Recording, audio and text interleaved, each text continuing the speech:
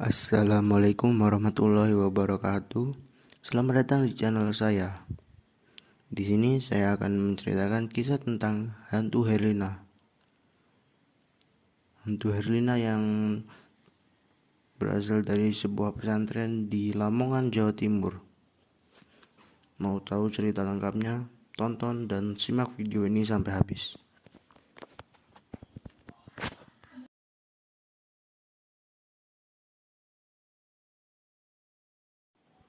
Herlina adalah seorang santriwati yang baik, ramah, cantik, dan sopan. Namun di pesantren tersebut, Herlina merasa diajukan oleh santri-santriwati yang lainnya. Herlina pun berpikir bagaimana caranya agar ia bisa menarik perhatian para santriwati dan para ustadz di sana. Akhirnya Herlina pun memutuskan untuk mengambil sebuah cincin milik salah seorang ustadz yang ada di sana. Herlina berencana mengembalikan cincin tersebut seolah-olah Herlina lah yang sudah menemukan cincin itu. Rencana itu akan dia lakukan saat pesantren sepi.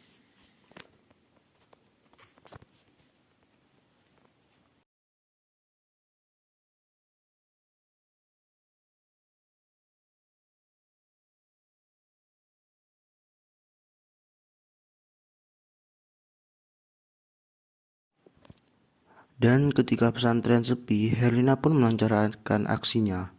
Dengan cara diam-diam masuk ke ruangan ustadz, Herlina pun menuju ke meja ustadz yang diyakini bahwa cincin berakik tersebut berada di dalam laci itu. Dan Herlina membuka laci tersebut secara diam-diam. Dan benar saja, cincin tersebut berada di dalam laci. Lalu Herlina pun langsung mengambil cincin tersebut dan memasukkannya ke dalam kantong.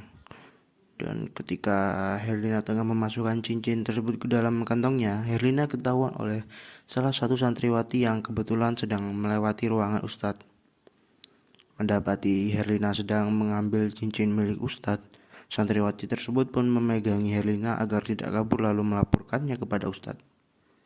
Santriwati tersebut pun membawa Herlina kepada ustadz dan melaporkannya.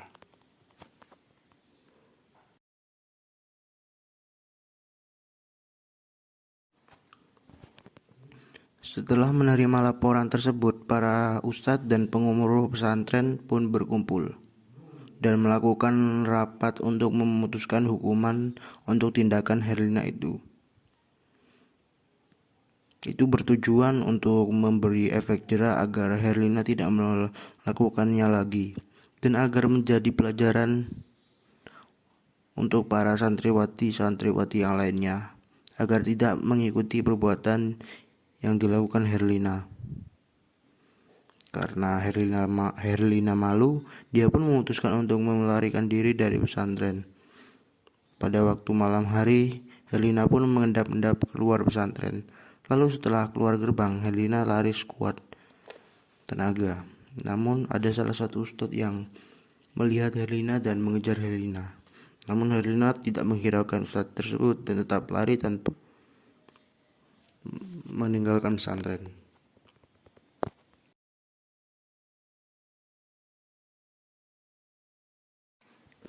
Para ustadz dan pengurus yang lain pun ikut mengejar Herlina karena mendengar teriakan ustadz tadi. Dan melihat para ustadz yang mengejarnya, Herlina justru malah ketakutan dan panik, sehingga Herlina mengencangkan larinya. Karena keadaan yang sangat panik, Herlina pun menyeberangi jalan tanpa memastikan kendaraan yang melintas di jalan tersebut. Dan ketika Herlina menyeberangi jalan, pada waktu yang bersamaan ada sebuah mobil yang melaju dengan kencang dan langsung menabrak tubuh Herlina. Karena saking kencangnya, tubuh Herlina terpental bermeter-meter.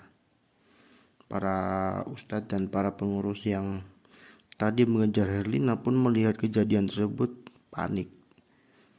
Mereka bingung dan merenung. Dan di dalam hati mereka pun timbul rasa bersalah.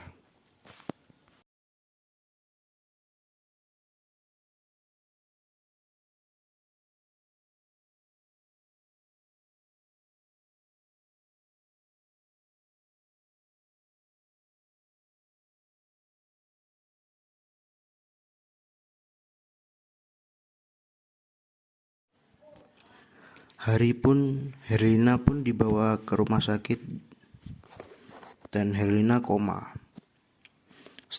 2 minggu setelah kejadian itu, Herlina masih belum sadar dari komanya. Ayah Herlina menunggu Herlina di rumah sakit sendirian karena diketahui ibu Herlina sudah meninggal saat Herlina berumur 12 tahun. Ayah Herlina senantiasa selalu merawat Herlina ketika koma. Ayah Herlina pun berharap banyak kepada Herlina sebagai penerus satu-satunya dan yang akan mengurusnya di masa tua nanti. Dan pada suatu hari ayah Herlina datang ke pesantren untuk berpamitan kepada pengasuh pondok pesantren, dan ayah Herlina berkata kepada kiai tersebut, "Pak, atas nama anak saya Herlina, saya minta maaf. Mungkin selama di sini Herlina sering melakukan kesalahan. Mungkin saat sembuh nanti Herlina bisa datang kembali ke pondok ini lagi." Lalu sang kiai pun berkata kepada bapak Herlina, ayah Herlina, "Kami telah memaafkan anak bapak Herlina. Semoga Herlina cepat sembuh." Pintu pondok pesantren ini selalu terbuka untuk Herlina.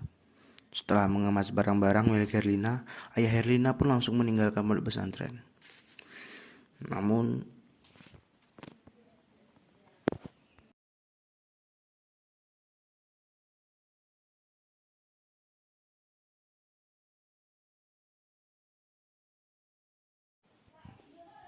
timbul dendam di dalam hati ayah Herlina karena ketika berkemas barang-barang milik Herlina, para santriwati melihat sinis terhadap ayah Herlina. Dan ia beranggapan bahwa pihak pesantren sudah semena-mena dalam menghakimi Herlina.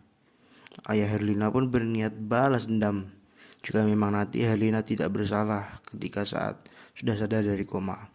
Dan saat ayah Herlina telah sampai di rumah sakit dan masuk ruangan Herlina, ayah Herlina terkejut karena tubuh Herlina sudah ditutupi dengan kain.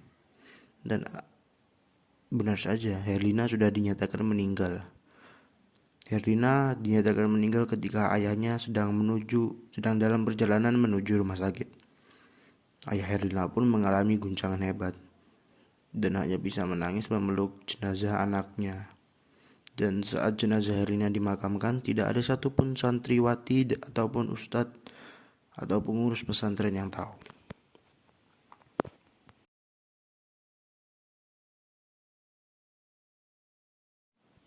Tujuh hari setelah meninggalnya Herlina, ayah Herlina datang ke makam Herlina dan memeluk nisan anaknya. Dan semakin ayah Herlina memeluk dan menangis di nisan anaknya, dendam di hatinya semakin memuncak. Ayah Herlina sengaja tidak memberitahukan kabar kematian anaknya karena ayah Herlina sedang merencanakan sesuatu. Setelah dari makam Herlina, ayah Herlina pergi ke sebuah rumah yang jauh dari kota. Rumah itu cukup sederhana. Pemilik rumah itu adalah seorang yang menggunakan baju hitam dan sudah cukup berumur.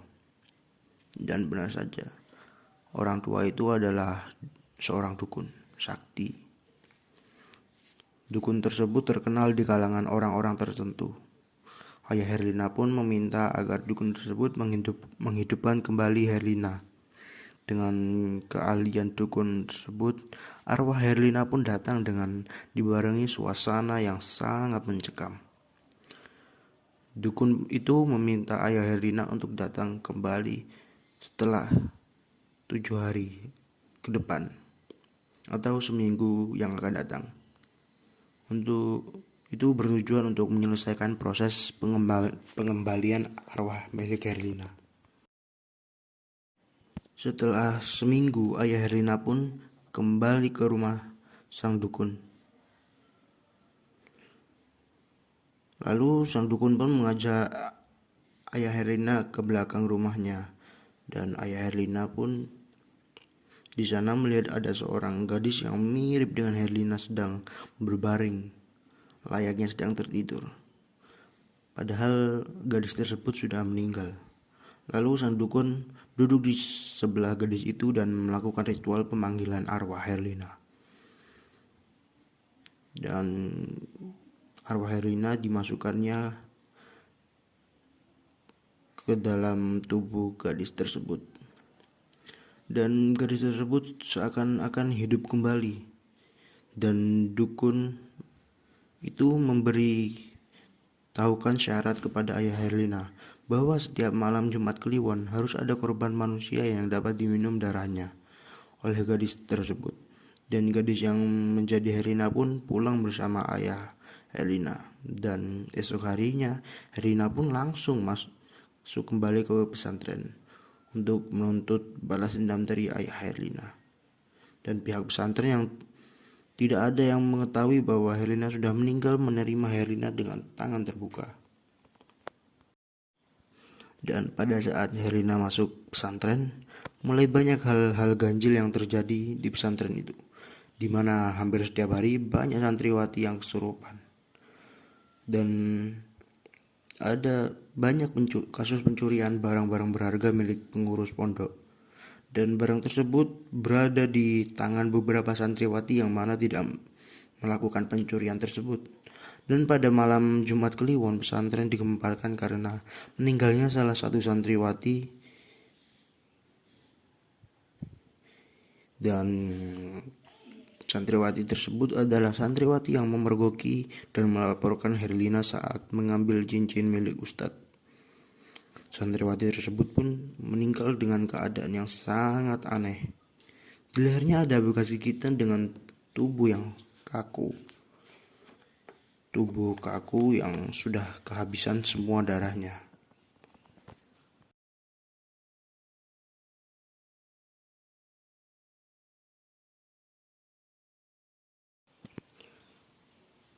Dan ketika pemuda tersebut membaca doa, Herlina yang dalam wujud wanita menyeramkan itu pun menatap kepada pemuda tersebut. Dan hantu Herlina pun tertawa. Dan setelah menyelesaikan doa panjangnya, pemuda tersebut memutus tali tasbihnya, dan butiran-butiran tasbih tersebut digenggam di tangannya, lalu dia lemparkan ke sosok hantu Herlina. Herlina yang tadi tertawa pun berubah menjadi rintihan kesakitan. Dan tubuh hantu Herlina pun terbakar. Lalu arwahnya pun terbang. Dan saat pemuda itu mengejar, arwah itu menghilang di semak-semak di sekitaran pondok yang belum ditemukan.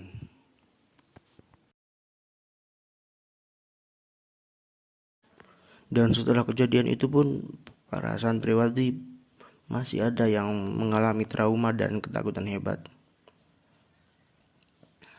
Dan setelah kejadian itu pun masih ada kasus kesurupan di pesantren tersebut,